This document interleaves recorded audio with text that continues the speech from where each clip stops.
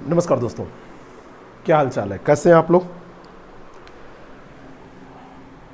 Modern history के अंतर्गत एक आज बहुत बढ़िया टॉपिक, जिसमें प्रश्न बहुत कम लेकिन हर बार पूछे जाते हैं। प्रश्न बहुत ज़्यादा बनते नहीं हैं लेकिन पूछे हर बार जाते हैं। और ये जो प्रश्न पूछे जाते हैं आपसे, इन प्रश्नों का सबसे बढ़िया जो तैयार करने का तरीका है वो यही है कि आप उसको थोड़ा सा सोचें। थोड़े बहुत फैक्ट हैं इसमें, बहुत ज़्यादा फैक्ट नहीं है, थोड़े बहुत फैक्ट हैं, और बाकी जो है यहाँ पर कॉन्सेप्ट थोड़ा बहुत मैं आपको बताऊंगा। और जब आप बार बार सोचेंगे तो ये प्रश्न आपको ये भी दिखाएंगे कि उस समय की दशा क्या थी, ये सारी चीज़ें। आर्थिक प्रभाव के बारे में हम लोग बात करने जा रहे हैं, आर्थिक प्रभाव, है ना। आर्थिक नीतियों के बारे में हम लोग बात करने जा रहे हैं, ठीक है। तो ब्रिटिश का क्या, जैसे ब्रिटिश कोई छोटे समय तक रहे नहीं, लंबे समय तो इसी में ब्रिटिश ने हमारा कैसे शोषण किया, आर्थिक शोषण कैसे हुआ, बहिर्गमन का सिद्धांत भी इसमें हम देखेंगे, भू राजस्व व्यवस्था भी देखेंगे।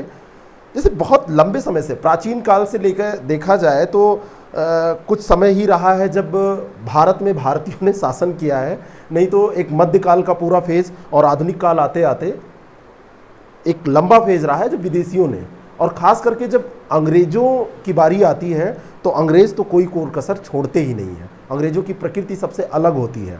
ये ऐसी शक्ति होती है अंग्रेज जो लंबे समय तक यहाँ शासन करते हैं, और शासन ही नहीं करते, शासन के साथ में इनका जो शोषण करने का तरीका होता है वो थोड़ा सा अलग प्रकार का होता है। और ये आधारित होता है बिल्कुल केवल प्योर लाभ पे। उनको लाभ मिले, बाकी दुनिया जाए भाड़ में, उनको किसी को साथ लेके नहीं चलना था। केवल उन्हीं को साथ लेकर वो चलते थे जिनसे उनकी कुछ स्वार्थ सिद्धि होती थी। बात समझ में आ रही है। यहाँ पर आए, कृषि यहाँ का सबसे प्रधान व्यवसाय था, तो कृषि को उन्होंने क्या किया, तुरंत कृषि को उन्होंने क्या किया, कृषि का वाणिज्यीकरण कर दिया। कृषि को ऐसा बना दिया कि अब कृषि उनके आय का साधन बन जाए।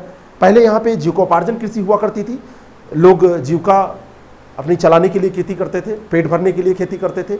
लेकिन कृषि को इन्होंने जब अपने उपयोग में लाने की बात की, अपने लाभ के लिए इसका उपयोग किया खेती को, तो समस्याएं आने लगी, उसमें बहुत सारे दोष आ गए, है ना। तो अंग्रेज जो रहे तो उनके कई चरण हैं, जिसमें जब उन्होंने अलग अलग चरणों में जो जो काम किए, तो उन चरणों के मुताबिक अगर हम बात करें, उन चरणों के आधार पर हम चर्चा अगर करें, तो उन चरणों के आधार पर हम देखेंगे तो इनका एक एक फेज मिलेगा जो अलग अलग तरीके से आप देख सकते हैं। जैसे 18वीं शताब्दी की अगर हम बात करें तो शुरुआत में जब प्लासी का युद्ध होता है, तो प्लासी के युद्ध तक जो ब्रिटिश थे वो अपनी नींव को मजबूत करने के लिए प्रयास कर रहे थे। प्लासी तक की जो बात है वहां पर वो व्यापारी के तौर पर कार्य कर रहे थे, है ना। वस्तुओं की खरीद बिक्री करते थे, उस पर लाभ लेके ले जाके वहाँ बेचते थे, वहाँ की वस्तुओं को यहाँ लाते थे। ज़्यादातर यहाँ से ही वस्तुएं जाती थी, वहाँ पे बेची जाती थी। यहाँ पे क्योंकि उन वस्तुओं का उत्पादन करना है तो किसानों पर दबाव डालते थे। इस तरीके के कार्य उन्होंने किए, है ना। और भारतीय कुल मिला के बहुत ज़्यादा मॉडिफिकेशन आपको नज़र नहीं आएगा, जो चीज़ें उपलब्ध थी तो उसी हिसाब से वो काम करते रहे। 18वीं शताब्दी जब आती है तो अंग्रेज़ों की महत्वाकांक्षा बहुत बढ़ने लगती है और बहुत महत्वाकांक्षी हो जाते हैं अंग्रेज। और अंग्रेज अब व्यापार के साथ साथ भारतीय राजनीति में भी रुचि लेने लगते हैं। भारतीय राजनीति में रुचि क्यों? 1757 का जब प्लासी का युद्ध होता है तो नवाब सिराजुद्दौला जब पराजित हो जाता है तो बंगाल में कंपनी का प्रभुत्व स्थापित होता है, और बंगाल में जब कंपनी का प्रभुत्व स्थापित होता है तो वहाँ से बात थोड़ी सी अलग हो जाती है। बक्सर का युद्ध उस पर मोहर लगा देता है और कहता है अंग्रेज अब तुम कुछ भी कर सकते हो, और अंग्रेज कॉन्फिडेंट हो जाते हैं, है ना। और अब कंपनी से ज़्यादा लाभ अर्जित करने की बात आने लगती है। और 1757 के बाद से जो ये फेज शुरू होता है, 1857 आते आते अंग्रेज इतना अति कर देते हैं, इंग्लैंड के उत्पादन की खपत को भारत में बढ़ाने के लिए जितना हो सकता है वो प्रयास करते हैं, जिससे ज़्यादा से ज़्यादा उनको लाभ मिल पाए। 1757 के बाद फिर से भारत सरकार जो है वो कंपनियों को हटा के भारतीय क्षेत्र का शासन अपने हाथ में ले लेती है। तो फिर से परिवर्तन आपको देखने को मिलता है। 1858 से लेकर 1905 तक का जो पूरा समय है, तो ये शोषण जो चलता है ये एक दूसरे प्रकार का, एक दूसरा दौर आप मान सकते हैं, आर्थिक शोषण ये चलता है। और इस दौर में सरकार द्वारा भारत का शोषण निर्बाध गति से किया जाता है, कोई रोक टोक नहीं। पहले कंपनी कर रही थी तो और बाद में ये करने लगते हैं। चलिए अब शुरू करते हैं अपनी इस यात्रा को और हम देखते हैं। जैसे सबसे पहले हम समझेंगे कि जो अंग्रेज थे उन्होंने, आपने सुना होगा कि उपनिवेशवादी थे, उपनिवेश की स्थापना इन्होंने की थी। तो उपनिवेशवाद क्या है, सबसे पहले इसको समझ लेते हैं। प्रीलिम्स है, प्रीलिम्स का ये क्लास है, लेकिन प्रीलिम्स की क्लास में भी आपको थोड़ा सा तो कॉन्सेप्ट लेके चलना पड़ेगा ना। तो एक अवधारणा है उपनिवेशवाद। उपनिवेशवाद क्या है, आखिर कौन सी बला है उपनिवेशवाद? बहुत दिन से आप पढ़ते आ रहे हैं। उपनिवेशवाद की विशेषताएं क्या है, क्या होता है, कॉन्सेप्ट क्या है ना? कॉन्सेप्ट ये है, उपनिवेशवाद एक सबसे पहला आप जो यहाँ पे इसकी कैरेक्टरिस्टिक है, एक विस्तारवादी अवधारणा है।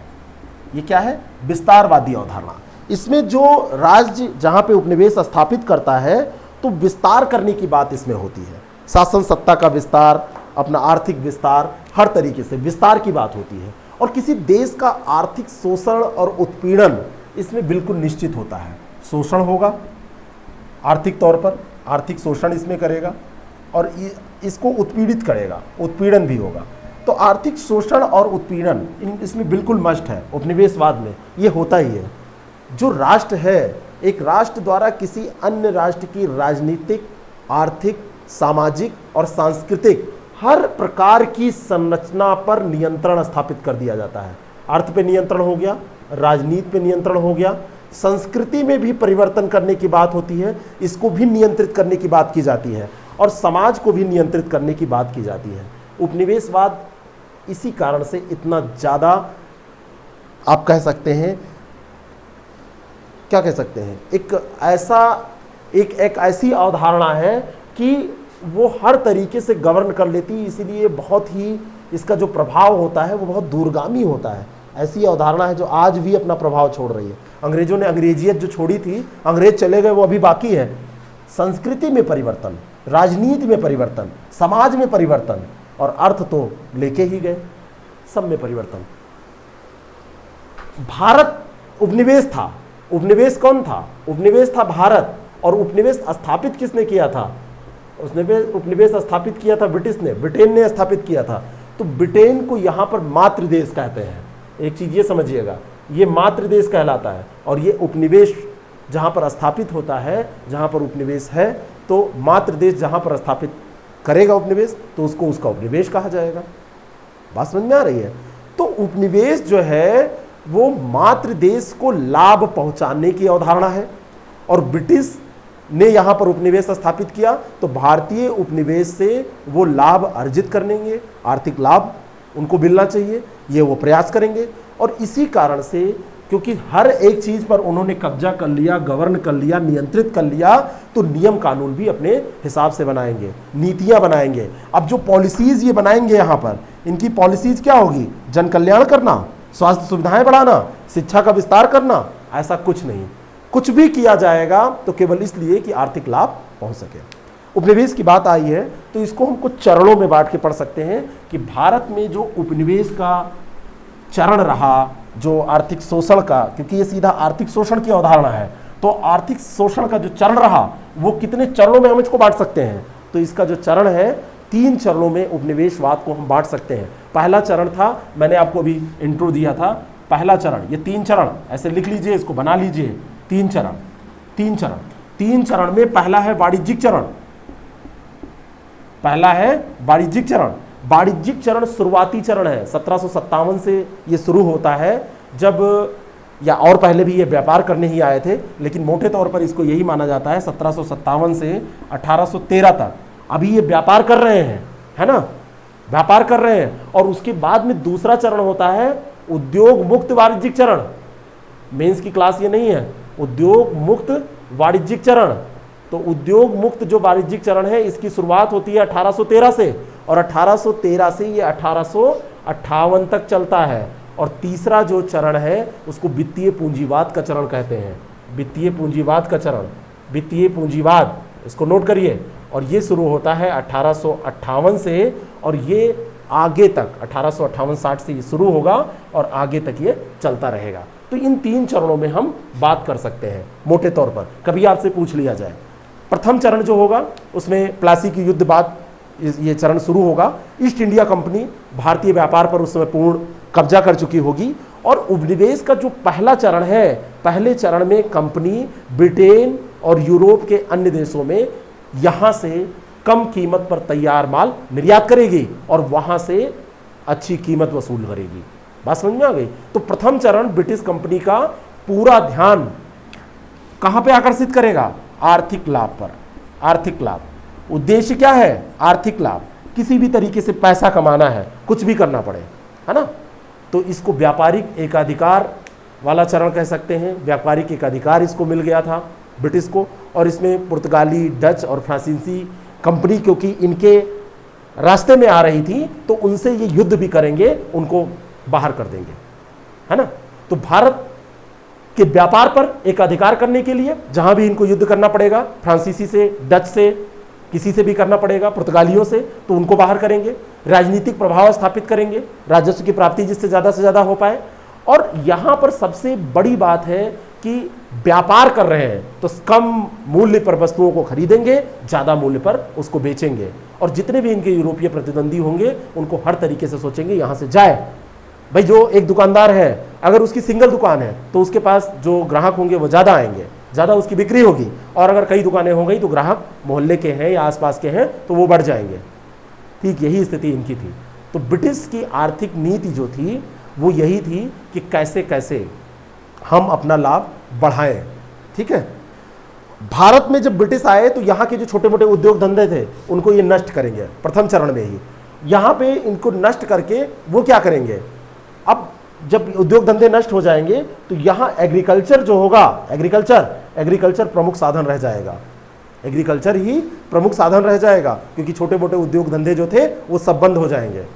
ठीक है, तो एकमात्र उद्देश्य के लिए यहाँ पर काम होगा धन को कैसे लूटा जाए, और धन को लूटने के क्रम में जितना भी काम इनको करना पड़ेगा, प्रशासन में जो बदलाव करने पड़ेंगे, न्यायिक कानून में जो बदलाव करने पड़ेंगे, यातायात संचार में जो बदलाव करने पड़ेंगे, औद्योगिक व्यवस्था में जो परिवर्तन करना पड़ेगा, ये सारा काम ये करेंगे, है ना। ये पूरा डाकू राज्य, के.एम. पडिक्कर ने इसको, ये जो पूरा चरण है इसको डाकू राज्य की संज्ञा दे दी। डाकू राज्य ये इस समय जो पूरा समय चल रहा था। और जो द्वितीय चरण है, अब उद्योग मुक्त वाणिज्यिक चरण है, ये उद्योग मुक्त वाणिज्यिक चरण द्वितीय चरण। तो उपनिवेश का ये द्वितीय जो चरण है 1813 से जो शुरू होता है, इसमें भारत के व्यापार में कंपनी का एकाधिकार अब समाप्त हो जाएगा, है ना। इसके बाद औद्योगिक पूंजीवाद द्वारा भारत की शोषण का नया रूप सामने आएगा 1813 में जब घटना घटेगी। और इस चरण में इंग्लैंड में क्योंकि औद्योगिक क्रांति हुई थी तो इंग्लैंड की औद्योगिक क्रांति को ध्यान में रख के यहाँ पे पॉलिसीज बनाई जाएंगी, बड़े पैमाने पर वहां पे उद्योगों की स्थापना होगी। तो 1700 जो यहाँ की बात है 1757 से 1813, इसमें लास्ट में आप आइए तो 1765 से 1785 के बीच में वहां पर कई आविष्कार हो गए थे। कहां पर? ब्रिटेन में, जैसे कटाई की machine, steam engine, power loom, water frame, इन सब का आविष्कार हुआ, उद्योग धंधों की स्थापना हुई। तो उसका सीधा असर यहां पर पड़ेगा। कहां पर? भारत में भी पड़ेगा। और फिर उसी समय आएगा 1813 का चार्टर एक्ट। तो 1813 का जो चार्टर एक्ट आएगा उसमें भारत के प्रति ब्रिटेन में मुक्त व्यापार नीति अपनाई जाएगी। वही यहां पर आया है 1813 का जो चार्टर एक्ट होगा, 1813 के चार्टर एक्ट में मुक्त व्यापार नीति भारत के लिए अपनाई जाएगी। ठीक है, और चाय और चीन के व्यापार को छोड़कर कंपनी का भारतीय क्षेत्र से जितना भी व्यापारिक एकाधिकार था वो समाप्त कर दिया जाएगा। चाय का व्यापार और चीन के साथ व्यापार, इसको छोड़ा जाएगा, इसमें कंपनी का अधिकार रहेगा, बाकी सब समाप्त कर दिया जाएगा। भारत अब यहां पर क्या करेगा? यहां पर अब भारत का उपयोग जो होगा वो कच्चे माल के तरीके से होगा। कच्चे माल के स्रोत के रूप में इसका उपयोग होगा, क्योंकि यहां पे मशीनरी युग आया है, यहां से कच्चा माल जाएगा तो वहीं पे बना के इसको फिर बेचा जाएगा, है ना। वहां पे जो कपड़ा बनेगा, वहां पे जो चीजें बनेंगी वो भारतीय कपड़ों से सस्ती होंगी। अंग्रेजी कपड़ों की जो कीमतें होंगी वो सस्ती होंगी, क्योंकि यहां हाथ से बन रहा था इस समय, और यहां पर अब आके वो मशीनों से बनने लगेगा जो 1765 से 85 के बीच में आविष्कार होंगे। तो अब ये यहां पर क्या होगा, यहां से कच्चा माल वहां जाएगा और वहां से फिर लाके यहां भी बेचा जाएगा। अब देखिए भारत बाजार के तौर पर भी काम करेगा और भारत कच्चे माल के लिए भी यहां पर काम करेगा। दोनों का स्रोत भारत होगा, है ना। और जो मार्केट है वो क्वांटिटी पे चलती है ना। अगर आपके पास, जैसे आप हैं स्टूडेंट हैं, मेरे पास ज़्यादा स्टूडेंट जब हो जाएंगे तो मैं और सस्ता कोर्स लॉन्च कर सकता हूँ। बात समझ में आ रही है? क्योंकि मुझे तो एफर्ट उतनी ही करनी पड़ रही है, तो मैं और सस्ता कर सकता हूँ। यही स्थिति यहाँ पर भी है। भारत के साथ क्या है, भारत के पास बाजार बहुत बड़ा है भारत, तो पूरी दुनिया की निगाह आज भी भारत पे टिकी रहती है। क्यों टिकी रहती है? इसी कारण से, क्योंकि यहाँ पर बाजार है, यहाँ पर लोग हैं खरीदारी करने के लिए। अब कच्चा माल भेजना है, अब कच्चा माल आपको ब्रिटेन भेजना है तो सारा वहाँ पे बंदरगाह के समीप ही तो होगा नहीं कि आप बंदरगाह से ला देंगे और ब्रिटेन भेज देंगे। आंतरिक क्षेत्रों में होगा, तो आंतरिक क्षेत्र से वहाँ तक पहुँचाने के लिए साधन चाहिए। रेलवे का विकास हो जाएगा। रेलवे का विकास भारत में अंग्रेज अपने उपयोग के लिए करेंगे, ठीक है, उससे वो बहुत बड़ा एहसान हम मानते हैं कि अंग्रेजों ने अगर ना डेवलप किया होता तो और बाद में डेवलप होता, लेकिन उनका उद्देश्य अपने लाभ के लिए इसको डेवलप करना था, न कि हमारे लिए। क्योंकि कच्चा माल ब्रिटेन जाना है, जहाज़ों पर लादना है, और वो हो रहा है यहाँ लखनऊ के पास, और यहाँ पे तो कोई बंदरगाह है नहीं, तो यहाँ से लाद के उसको ले जाया जाएगा। बिहार में हो रहा है, कोलकाता बंदरगाह ले जाया जाएगा। इस तरीके से ये सब विकास होंगे। जो भी डेवलपमेंट ऐसे होंगे, रेलवे का विकास हो जाएगा, तो या जो भी इंफ्रास्ट्रक्चर डेवलप किया जाएगा, उसका यही उद्देश्य होगा कि कैसे उस माल को वहाँ पे भेजा जाए। तो उस माल को भेजने के लिए ये सब विकास किया जाएगा। अब आता है तीसरा चरण। तीसरा चरण 1858 से शुरू होता है और 1947 तक, बाद तक 1947 तक, जब तक भारत नहीं आज़ाद हो जाता है, तब तक इसी सिद्धांत पे ये काम करते रहते हैं, है ना। और ये प्रथम जो 2 चरण है, उनके बाद ये चरण आता है, तो जाहिर सी बात है शोषण की प्रक्रिया जो है अब और गंभीर ही होगी, कमी तो होनी नहीं है। उन चरणों की जो शोषण प्रक्रिया थी वो जारी रहेगी, लेकिन अब एक समस्या होगी या एक परिवर्तन आपको देखने को मिलेगा। समस्या ये होगी, यहाँ पे नेता आ जाएंगे, वो विरोध करने लगेंगे, अपनी मांग करने लगेंगे, भारतीयों के हित की बात करने लगेंगे, तो वहाँ पर समस्या अंग्रेजों को जब आएगी तो उसका रूप परिवर्तित कर देंगे, है ना। 1857 का जब विद्रोह हो जाएगा तो अंतर्राष्ट्रीय परिदृश्य में भी उस समय बदलाव होंगे। इंग्लैंड के बाहर यूरोपीय देशों में भी औद्योगिकरण होगा, प्रतिस्पर्धा बढ़ेगी, तो भारत में उपनिवेशवाद के एक नवीन चरण का जन्म होगा। और ये जो चरण होगा, ये वित्तीय पूंजीवाद का चरण कहा जाएगा इसको।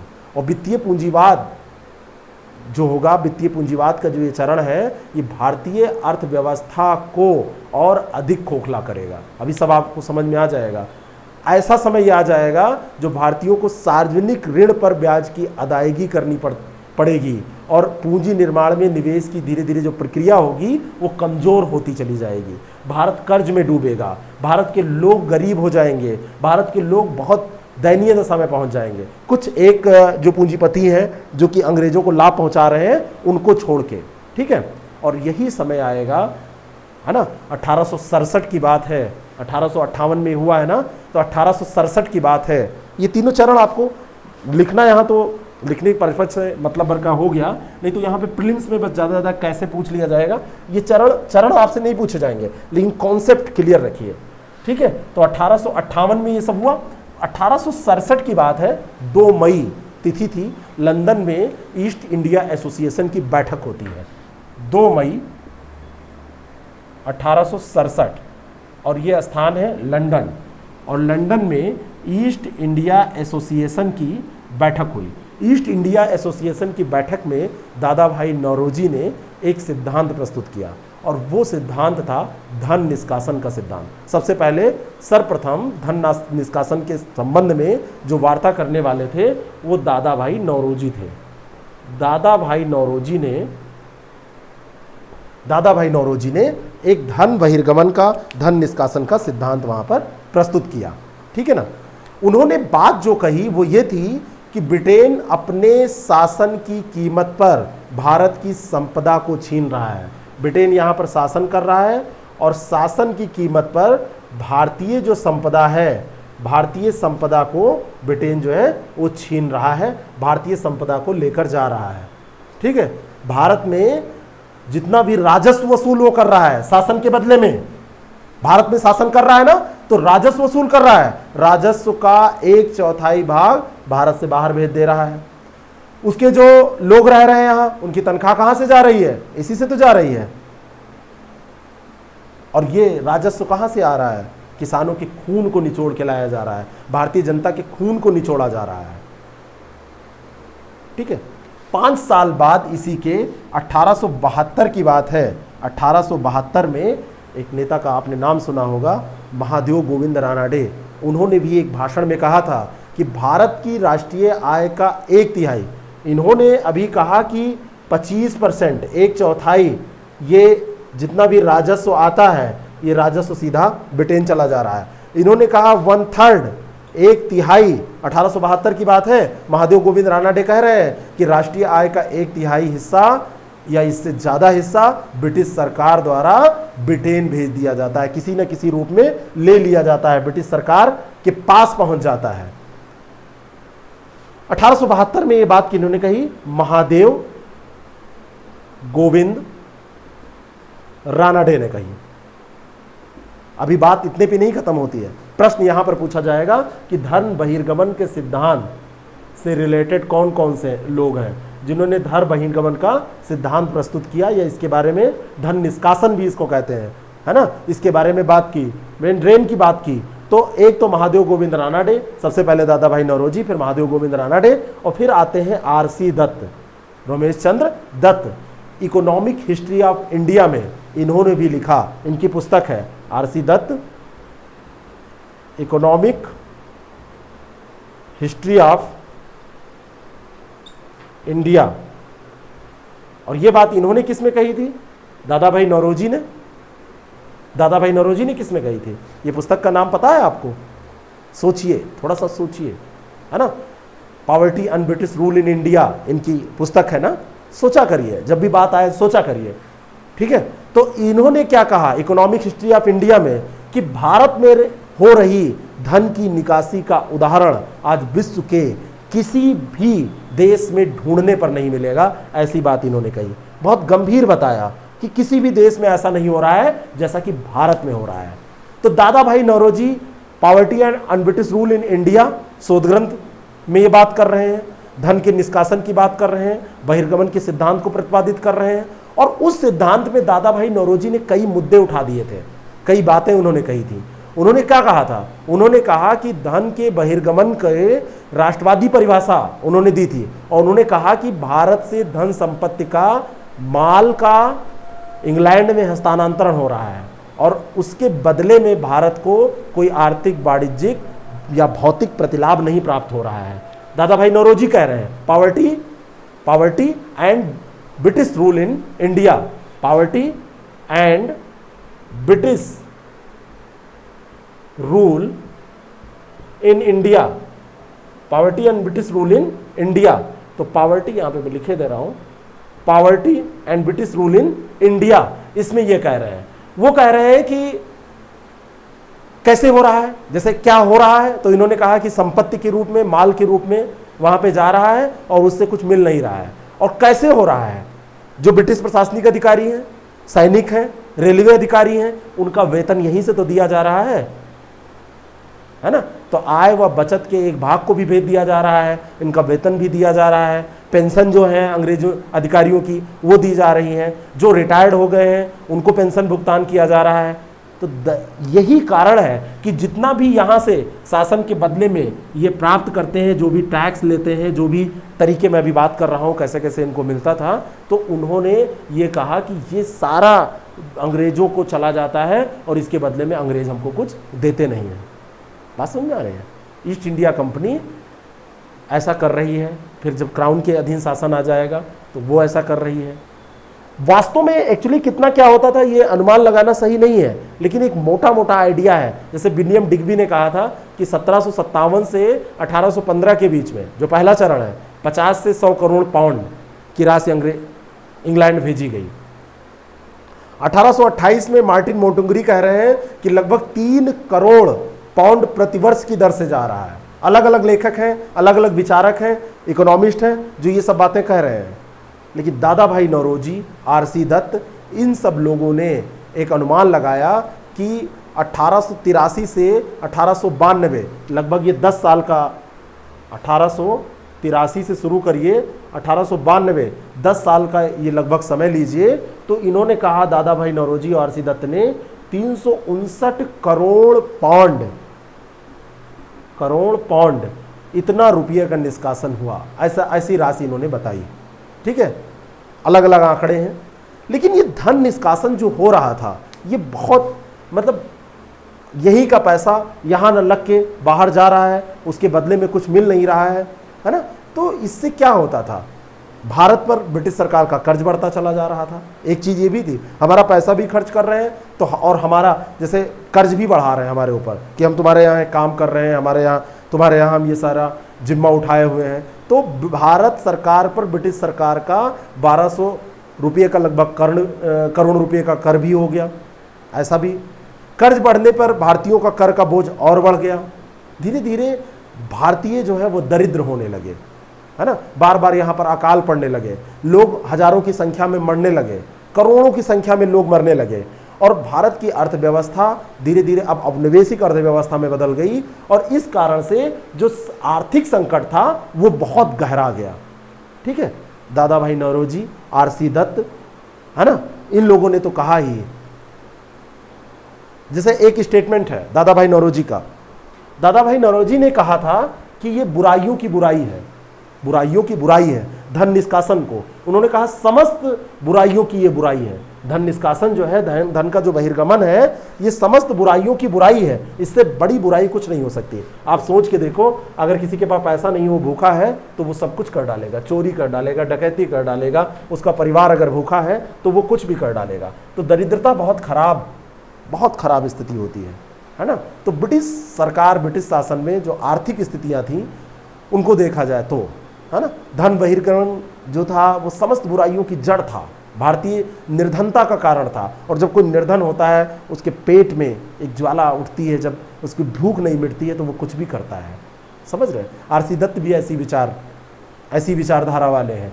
वो कहते हैं कि भारतीय जो राजा थे, भारतीय राजाओं द्वारा कर लेना तो सूर्य द्वारा भूमि से पानी लेने के समान था, जो पुनः वर्षा के रूप में भूमि पर हमको मिल जाता था। मेंस में क्वेश्चन पूछा जाता है, वापस आ जाता था। लेकिन जो अंग्रेजों ने लिया, वो भारत में वर्षा नहीं होती थी, ये वर्षा होती थी कहाँ पे, ये वर्षा होती थी सीधे इंग्लैंड में। तो नौरोजी जी जो है, नौरोजी कह रहे हैं बुराई वाला स्टेटमेंट, समस्त बुराइयों की बुराई, और जो वर्षा वाला स्टेटमेंट है ये आरसी दत्त कह रहे हैं। अब ये दोनों स्टेटमेंट आप याद रखिए, है ना, कि वर्षा के रूप में वापस नहीं आता था जो अंग्रेज ले आते थे, जबकि जो भारतीय राजा लेते थे वो मामूली होता था, वो वर्षा के रूप में पुनः वापस आ जाता था, भूमि को उर्वरता प्रदान करता था, उर्वरता देने के लिए आ जाता था। भारतीयों ही नहीं, मैकडोनाल्ड का नाम पहले भी आपने सुना है, तो मैकडोनाल्ड भी कहते हैं कि 3 करोड़ से लेकर 5 करोड़ तक ऐसे परिवार भारत में हैं जिनकी आय 3.5 पैंस प्रतिदिन से कम है। अकाल आयोग किसके उसमें गठित किया गया था, मैकडोनाल्ड के उसमें। तो मैकडोनाल्ड ने भी ये बात कही, विलियम हंटर ने भी ये बात कही थी। विलियम हंटर ने वायसराय की काउंसिल में 1883 में अपना स्टेटमेंट दिया था, उसमें उसने कहा था कि सरकार का लगान किसान और उनके परिवारों के लिए पूरा अन्न भी नहीं छोड़ता, क्योंकि इनको अपना लाभ चाहिए था। मान लीजिए कि 100 किलो हुआ, अब 100 किलो में 90 किलो इनको चाहिए, 10 किलो ये लेके चले गए जमींदार, इसके पास क्या बचा। और अगर इतना नहीं पूरा हुआ, निश्चित है कि इतना देना है, तो उनको भूखों मरना पड़ता था।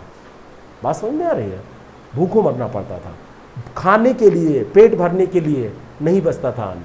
आपको बताऊं कि जिन लोगों के पास थोड़ा बहुत होता था, जो जमींदार वगैरह थे पहले के, तो वो ऐसे देते थे कि एक इतना पात्र है कुछ, तो एक पात्र में इतना दे रहे हैं, तो अगले सीजन में 2 या 3 पात्र बराबर लेंगे, उतना तौल के, ऐसे ही नाप के दिया जाता था ना। मतलब 1 किलो के बदले 2 किलो लेंगे, अब पता चला अगले बार कर्जा और बढ़ गया, आदमी मर जाएगा, फ्रस्ट्रेट हो जाएगा। ठीक है, क्लाइव जो था बंगाल को सोने का खजाना कहता था। क्यों? क्योंकि पैसा ऐसा मिलता था, सोने के खजाने से कम थोड़ी ना था वो। एडन का बगीचा उसको कहा।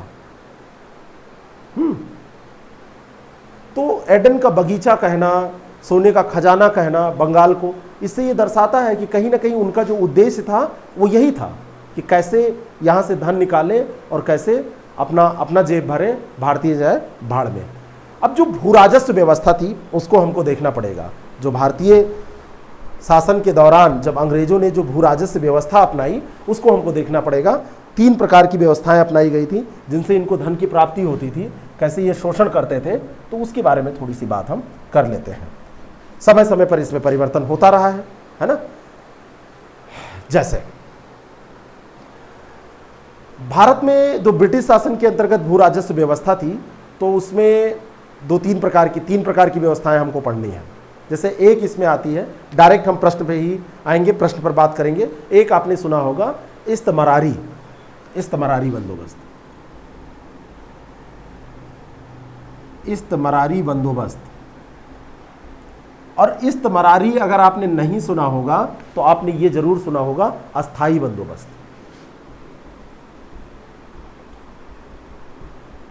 अस्थाई बंदोबस्त के बारे में तो आपने सुना ही होगा, इसमें तो कोई दो राय नहीं है। और अगर नहीं सुना है तो आपका ये तैयार हो जाएगा अभी। 1784 का जब पिट्स इंडिया एक्ट आता है तो उसमें ब्रिटिश सरकार कंपनी के संचालकों को स्पष्ट रूप से एक निर्देश देती है कि भारत में वहाँ की न्याय व्यवस्था और संविधान के अनुरूप एक भूमि व्यवस्था लागू की जाए, है ना। तो अस्थाई बंदोबस्त वहाँ पर एक जो मतलब ये स्टार्ट किया जाता है।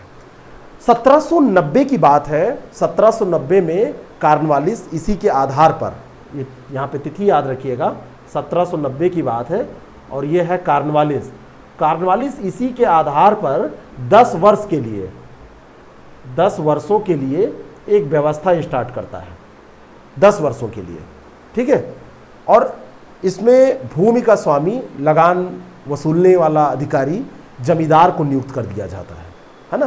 तो इसे जमींदारी व्यवस्था भी कहा जाता है, जमींदारी या मालगुजारी, जमींदारी मालगुजारी व्यवस्था कहा जाता है ना। और ये जो कार्नवालिस था तो एक था जानसोर इसकी मदद करता है। कार्नवालिस की एक व्यवस्था ये लोग लागू करते हैं, जमींदारों को ये दे देते हैं अधिकार। तो जमींदारी मालगुजारी व्यवस्था भी इसको कहा जाता है। 10 साल के लिए होती है, लेकिन बाद में ये 1793 आते आते इसी व्यवस्था को, जो ये 10 साल के लिए ट्रायल पे चलाया था, इसको अस्थाई कर देता है। 10 वर्षीय व्यवस्था जो होती है इसको अस्थाई कर देता है। और इसका वो कहता है कि भू राजस्व संबंधी प्रयोग जो होना है ये वास्तव में 10 वर्ष का जो समय, कथन कारण का जो प्रश्न आपसे पूछा जाएगा तो पूछा जा सकता है कि क्यों करता है। तो 10 वर्ष का जो समय है, 10 वर्ष का समय वो कहता है कि बड़ा अल्पकाल है। 10 वर्ष ये अल्पकाल है, बहुत कम समय है, इसके लिए लंबा समय चाहिए, तो इसको वो अस्थाई कर देता है, अस्थाई रूप से इसको लागू कर देता है। अब इसमें जो व्यवस्था की जाती है उसमें व्यवस्था, जमींदारों को अधिकार दिया जाता है। व्यवस्था ये की जाती है अस्थाई बंदोबस्त में, इसमें इसके अंतर्गत 11 भाग करिए किसी की उपज का तो 10/11 भाग सरकार को, और 11 भाग में से 1 भाग, 1/11 भाग ये जमींदार को देने की बात की जाती है। बात समझ में आई? 10/11 भाग सरकार और 1/11 भाग जमींदारों के लिए तय कर दिया जाता है। किसान जितना भी पैदा करेंगे, मान लीजिए 11 किलो पैदा किया तो सरकार उसमें 10 और 1/11, ये मतलब 11 किलो जो उनसे लिया गया उसकी बात हो रही है। अब इसमें क्या था, जमींदार किसानों से कितना लगान वसूल करेंगे ये निश्चित नहीं किया जाता है। जमींदार को 1/11 ही मिलना है, लेकिन जितना होगा उतना 1/11 मिलना है ना। मान लीजिए 11 किलो आया तो 1 किलो मिलेगा, 22 किलो आया 2 किलो मिलेगा, 44 किलो आया 4 किलो मिलेगा, 99 आया तो 9 किलो मिलेगा। बात समझ में आ रही है? तो जमींदार जो होते हैं वो कृषकों पर, किसानों पर अपनी आय बढ़ाने के लिए ज्यादती करने लगते हैं। जमींदार, सरकार का तो निश्चित हो गया उतना मिलना है, जमींदार अपनी आय बढ़ाने के लिए किसानों का शोषण करने लगते हैं, है ना। तो जमींदारी का किसानों का शोषण बढ़ाने का एक जो रूप आप ये देख रहे हैं, ये अस्थाई बंदोबस्त की एक बहुत बड़ी कमी थी, है ना। तो जमींदार जो थे, बहुत सारे जमींदार, तो वो ऐसे ऐसे हथकंडे अपनाते हैं कि किसी भी तरीके से, जैसे सूर्यास्त नियम इसमें लगाया जाता है। इसमें ऐसा कर दिया जाता है कि अगर मान लीजिए सूर्यास्त होने तक ये अगर लगान नहीं जमा करेंगे तो लगान नहीं जमा करेंगे तो उनकी ज़मीन हड़प ली जाएगी, है ना। तो इस तरीके के वो प्रयास करते हैं। अब यहाँ पे किसानों के साथ समस्या क्या होती है, किसान तो कितना भी पैदा कर लें उनको तो बहुत कम मिलना है, तो किसान भी अपना उतना मतलब जितना भूमि सुधार कराने का जमींदार प्रयास करते हैं उस हिसाब से किसान उत्पादन नहीं करना चाहते हैं, है ना। तो भारत में जो ये अस्थाई बंदोबस्त आया, इससे एक लाभ सबसे बड़ा हुआ जमींदारों को, और जमींदारों से भी बड़ा लाभ हुआ अंग्रेजों को, क्योंकि ये जो जमींदार था ये इनका परमानेंट एक आप कह सकते हैं गुलाम बन गया, क्योंकि ये अधिकार इनको मिले थे, इनका एक समर्थन करने वाला वर्ग इनको मिल गया। और मतलब ये राजनीतिक दृष्टि से जो सुदृढ़ता हो रही थी अंग्रेजों की, उसमें इनका बहुत बड़ा योगदान था। अब जमींदार बड़े आदमी होते थे, अगर इनका सपोर्ट है तो उस गांव और जहाँ के वो जमींदार हैं वहाँ के रहने वाले लोग उनका सपोर्ट करेंगे ही। तो राजनीतिक दृष्टि से सर्वाधिक शक्तिशाली जो वर्ग था जमींदार, वो अंग्रेजों का हितैषी बन गया, है ना। जमींदारों को सरकार की ओर से फिर अस्थायी रूप से भूमि प्रदान कर दी गई, जबकि जमींदारों ने भारत में अंग्रेजों के हितों का संरक्षण करने में कोई कसर नहीं छोड़ी, वो करने लगे। ठीक है, ये सब ऐसे चलता रहा। जमींदारों को ये भी अधिकार दे दिया गया कि लगान न देने वाले जो किसान हैं, जमीन उनकी जमींदार बिना किसी न्यायालय की अनुमति के हड़प सकते हैं। अब इससे इसका एक प्रभाव किसानों पर जो पड़ा, तो कृषक जो है पहले अपना खेती बाती करते थे, अब वो दास में तब्दील होने लगे। अब इनके पास इनकी ज़मीन हड़प ली गई, तो इनकी जब ज़मीन हड़प ली गई तो इनके पास अब कुछ बचा नहीं, ये क्या करते, तो इनकी दासों वाली दशा हो गई। तो अभी अंग्रेजों को ना भारतीय कृषकों का भला करना था, ना उनको कुछ पता था कैसे क्या होना है, केवल उनको अपना हेतु सिद्ध करना था। तो उन्होंने अपना हेतु सिद्ध किया, बीच में इनका भी काम बन गया। ठीक है ना। नीलाम भी होने लगी, ज़मीनों की नीलामी हुई, इससे सामंतीकरण का फिर उदय होने लगा। ये सब मेंस का टॉपिक है। ठीक है। तो फिर 1784 का जब पिट्स इंडिया एक्ट जो आया था, उसमें ज़मीन वसूली की मान्यता भी दी गई थी, इस व्यवस्था को उससे भी समर्थन मिला। तो इस तरीके से आप ये समझ सकते हैं कि ये जो व्यवस्था थी कुल मिला के कृषकों को दास बनाने वाली व्यवस्था थी। ठीक है। लगभग 19% के आसपास ये जो क्षेत्र था वो इसके अंतर्गत आया था। 19%, ये मोटे तौर पर याद रखिएगा। अब एक व्यवस्था थी रैयतवाड़ी। इस व्यवस्था में अलग, अभी क्या किसानों की दशा यहाँ पे बहुत खराब हो गई। रैयतवाड़ी व्यवस्था क्या थी, जरा इसको समझते हैं। रैयत का मतलब होता है किसान, रैयत का मतलब होता है किसान। तो ऐसी व्यवस्था जिसमें सीधे किसान को, जो भूमिदार था, तो पंजीकृत भूमिदार को ही भूमि का स्वामी बना दिया गया, और उससे कहा गया अब तुम खेती करो और इसमें जो हो उसमें टैक्स दो। एक बात है, अगर किसी को कुछ समय के लिए ज़मीन दे दी जाए कि इसमें तुम खेती करो, तो उससे क्या होता है, उससे ये होता है कि वो उसको अनउर्वर बनाने की कोशिश करेगा, कोई प्रयास नहीं करेगा कि उर्वर रह जाए। लेकिन किसी को अगर उसका मालिक बना दिया जाए, कहा जाए ये तुम्हारी ही है, तो जंगल वाली भूमि भी होगी तो उसमें खेती करके वो हरा भरा उसको कर देगा, है ना। तो किसान या आम जनता के साथ इसको लागू किया गया इस व्यवस्था को। इसी कारण से इसको रैयत माने किसान होता है, रैयत का अर्थ होता है किसान, फार्मर होता है किसान। तो किसान को किया गया, इसीलिए रैयतवाड़ी व्यवस्था इसको कहते हैं, है ना। और इसमें क्या किया गया, किसान निर्धारित लगान कर दी गई थी, उसको जमा करते थे, और अगर वो नहीं जमा कर पाते तो उनको भूमि से वंचित करने का प्रावधान भी किया गया। अर्थ क्या है कि किसान ज़्यादा से ज़्यादा कोशिश करेंगे उत्पादन बढ़ाने की। अंग्रेज भारत में भू राजस्व वसूली करने के लिए जो ये व्यवस्था थी, इसको कहाँ से लाए थे, तो एक थॉमस मुनरो और कैप्टन रीड था, उसने ये व्यवस्था बनाई थी। ये ध्यान रखिएगा, थॉमस मुनरो और कैप्टन रीड, इनकी ये व्यवस्था थी। ये इसके जन्मदाता थे रैयतवाड़ी व्यवस्था के, उसी से इन्होंने सीखा था, है ना। तो रैयतवाड़ी व्यवस्था को सर्वप्रथम जो रीड था, रीड ने तमिलनाडु का एक 12 महल जिला था, 12 महल, ये रीड जो है ये 12 महल जिला है, ये कहाँ था, तमिलनाडु। वहीं पर इसकी मदद से इसको सबसे पहले लागू भी किया गया था, है ना। और वहाँ जब ये चला, मुनरो, वहाँ पे मुनरो जो था वो गवर्नर हुआ करता था, तो वहाँ पे जब ये व्यवस्था चली उसके बाद में धीरे धीरे इसको बढ़ाया गया और लगभग 51% भूभाग जो था वो इसके उसमें क्षेत्र में आ गया। बात समझ में आ रही है? सीधा प्रत्यक्ष तौर पर किसानों से ये संबंधित, कृषक ही भूस्वामी है, भूमि की उपज का लगभग 55 से 33% के बीच लगान इसमें अदा करना पड़ता था। अलग अलग फसल अलग अलग भूमियों के लिए ये निर्धारित किया गया था 55 से 33%। तो इस तरीके से ये निर्धारित किया गया। 51% भूमि इसके अंतर्गत आ गई पूरे देश की, उस समय जो व्यवस्था की गई थी। बात समझ में आ गई? तो इस व्यवस्था के अंतर्गत जो भी लगान था उसको कठोरता से वसूल किया जाता था। अब यहाँ पे समस्या ये आ गई कि लगान दर जो है ये काफ़ी ज़्यादा है। कई बार इतना निश्चित कर दिया गया कि इतना देना है। अब कई बार इतना देने के बाद में खाने को कुछ नहीं बच रहा है, तो कृषक जो है वो महाजनों से उधार ले रहे हैं, महाजन के चंगुल में फंस रहे हैं। तो महाजन और किसान का जो संघर्ष था वो इसी व्यवस्था का देन था। मान लीजिए इतना तो देना है गवर्नमेंट को, 55 से 33%, काफ़ी ऊंची दर है ये। अब उसके पास उत्पादन नहीं हो रहा है तो खुद क्या खाएंगे, अगली खेती कैसे करेंगे? महाजनों से पैसा लेने लगे। तो महाजनों और किसानों के बीच में संघर्ष की स्थिति इससे आ गई कि महाजनों के, आज भी देखिए महाजनी व्यवस्था अभी भी उसकी जड़ें नहीं समाप्त हुई है। बात समझ में आ रही है? तो ये ऐसे चल रहा था। भू राजस्व की नियमित वसूली होती थी, रैयतों की स्थिति में सुधार पहला उद्देश्य था इसका, लेकिन ये पूरा नहीं हो सका, है ना।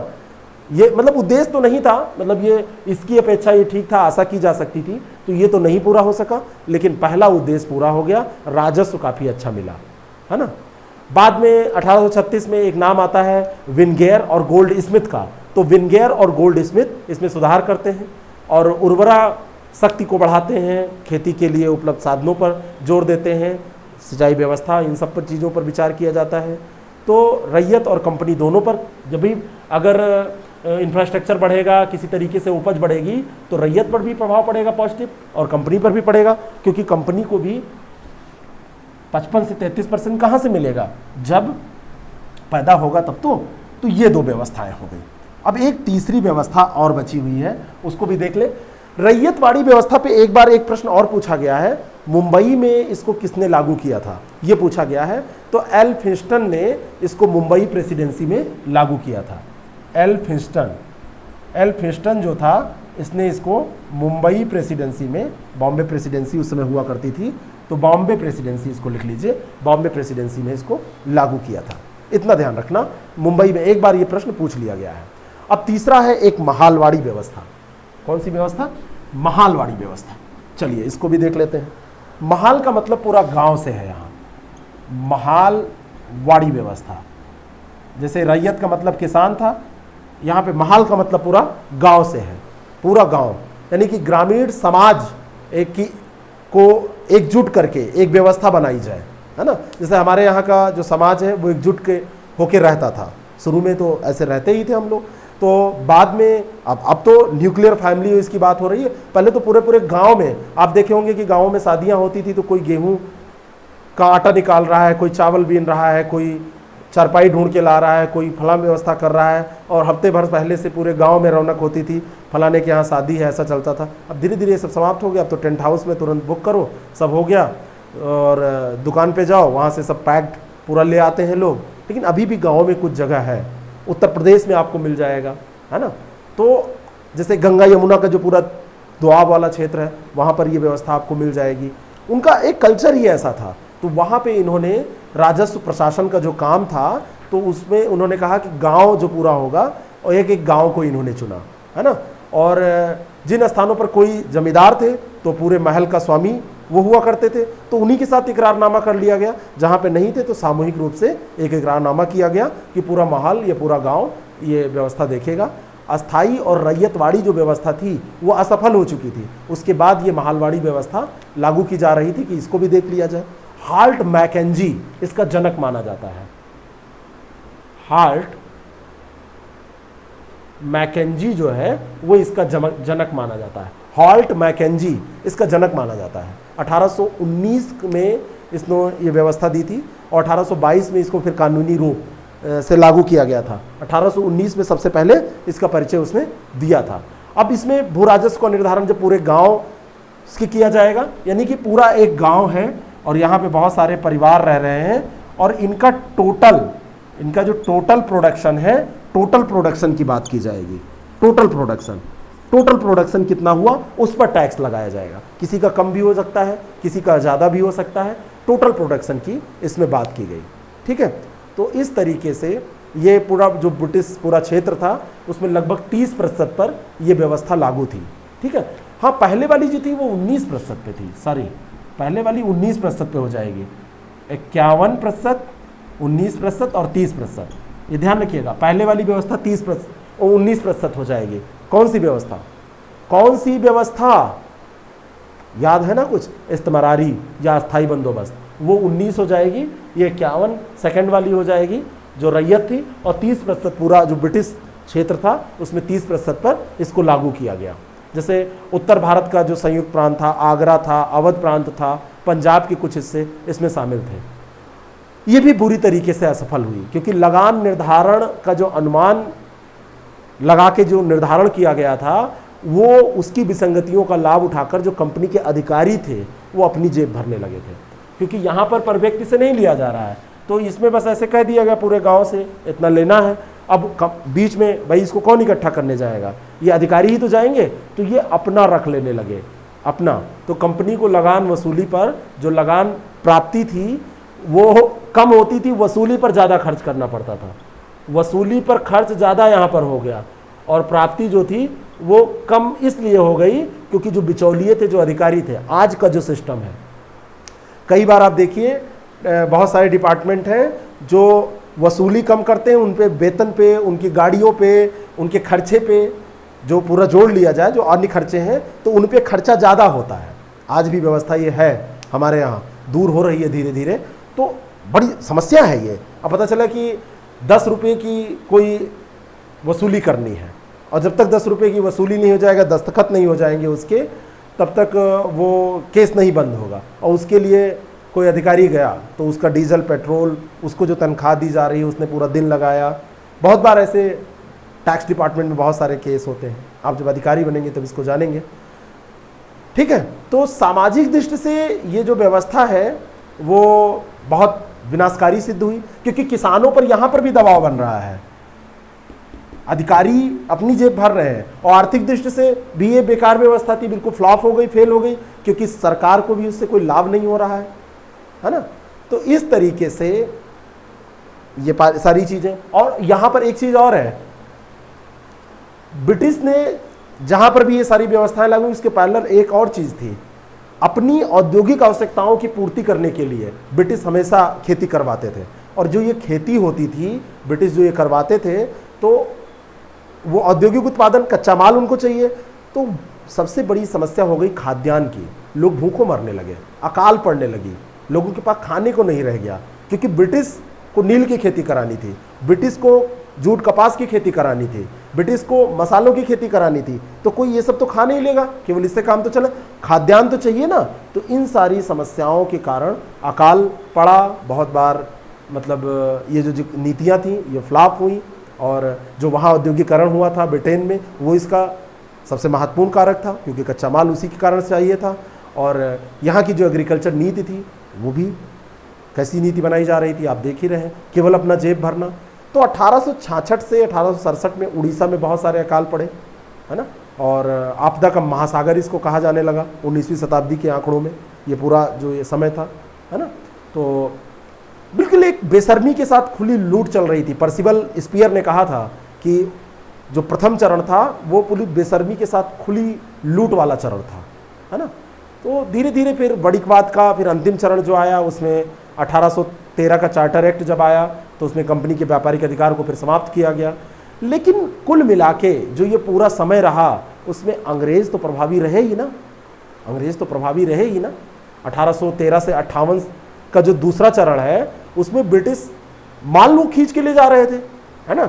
और मतलब यहाँ से वहाँ औद्योगिकरण हुआ था तो यहाँ से कच्चा माल लेके जा रहे थे, और वहाँ से ब्रिटिश माल खींच के ला रहे थे। यहाँ से हमारा एक तरफ से माल ले जाने में शोषण, दूसरा वहाँ का सामान हम खरीदे ये शोषण, ये सारी चीज़ें चल रही थी। बाद में फिर होता ये है कि 1833 में जब व्यापारिक एकाधिकार, 1813 में पहले चाय और चीनी को छोड़ के, चीन मतलब चाय और चीन के साथ और फिर 1833 में समस्त जब वाणिज्यिक गतिविधियाँ जो हैं वो ब्रिटिश सरकार की उसमें आ जाती हैं, कंपनी को बिल्कुल ब्रिटिश सरकार प्रतिबंधित कर देती है। तो थोड़ा बहुत ब्रिटिश सरकार सुधार करने का प्रयास करती है, लेकिन वो कोई प्रयास ऐसा नहीं होगा जिससे भारतीयों का कल्याण हो जाए।